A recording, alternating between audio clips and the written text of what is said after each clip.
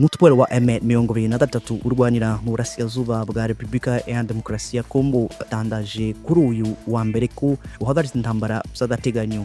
Mu itangazo uyu mutwe witwaje intwaro uherutse gufata umujyi wa Goma wasohoye wavuze ko udafite ubushake bwo gufata umuhana wa Bukavu. Umutwe wa M23 watunze igisirikare cya Repubulika ya Demokarasi ya Congo agatoki ngo ko iki gisirikare bikomeje gutera amabomba ngo agwa mu duce tubenzurwa n'uyu mutwe ngo ndetse akabasha kwica abaturage. Ibi bibaye mu gihe hapeganijwe inama izahuza abayobozi b'ibihugu bya AFC ndetse na SADC ikazadeha muri Tanzania.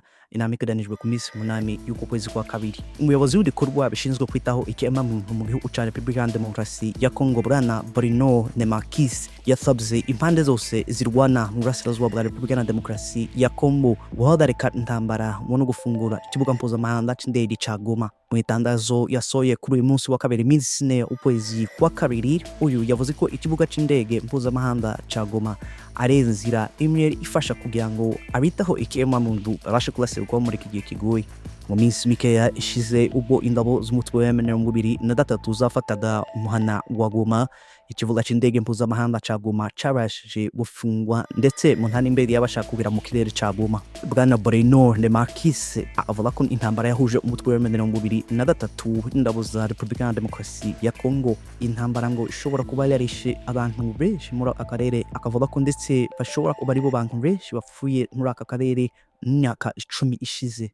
Uyu akaba yavuze ko hashobora kuba harapfuye abantu bari ku 2,500 ndetse ngo abarenga 3,000 bagakomereka. Uyu yasabye ko intambara ihagarara hatagize ikindi cyose isabwa kugira ngo ikiremwamuntu kibashe kwitabwaho. Igihugu cya Afrika y'Epfo cyavuze ko kidashobora gukura abasirikare babo muri Repubulika ya Demokarasi ya Congo bafatikanyije n'ingabo z'iki gihugu kurwanya imitwe yitwaje intwaro.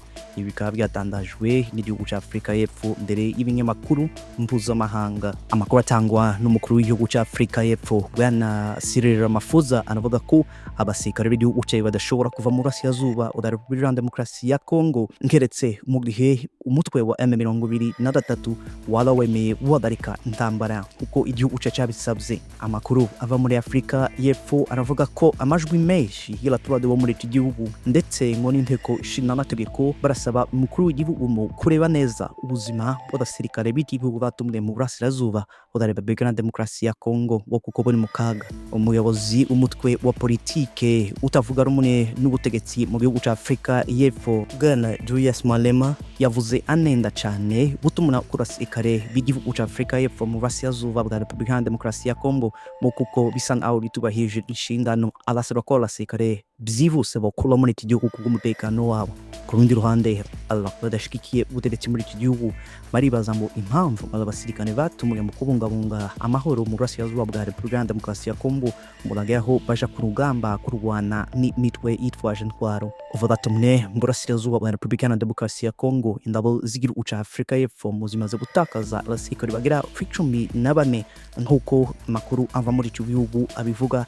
Aba bakaba baraguye mu ntambara bahuje n'imitwe ya M23 bitungwa kuko ishigikiwe n'igihugu cy'u Rwanda. Hagati aho mu masoko atandukanye y'umuhana wa Goma hagaragaye ko byo kurya byarashije kugaragara ku bwinshi muri kaba biva mu duce dutandukanye harimo nka Rucuru, Nyagongo, Karere ndetse na Masisi. Ibindi byo kurya ngo bikaba byavuye mu duce twa Kanyabayumba, Kiwanja, Kibumba muri teritware ya Lubero ndetse na Rucuru.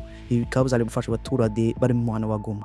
Amakuru ava muri utu duce twa Goma aravuga ko ndetse ibindi byo kurya bikaba byazanywe riva mu duce twa Kichanga, centre ya Masisi muri teritware ya Masisi ndetse no muri Minova muri teritware ya Alhe unda ya Kivu y'Amajyepfo. Nubwo ngo byo kurya ari byinshi, amakuru ava muri Goma aravuga ko abaturage bafite ikibazo cy'ubukungu ngo kuko ibyabo byose bizahombeye muri izi ntambara zahuje umutwe wa M23 n'ingabo za Repubulika ya Demokarasi ya Congo. Abaturage bakaba bafite ikibazo cy'uko bahaha ibyo kurya kuko bavuga ko benshi muri bo nta mafaranga babitse.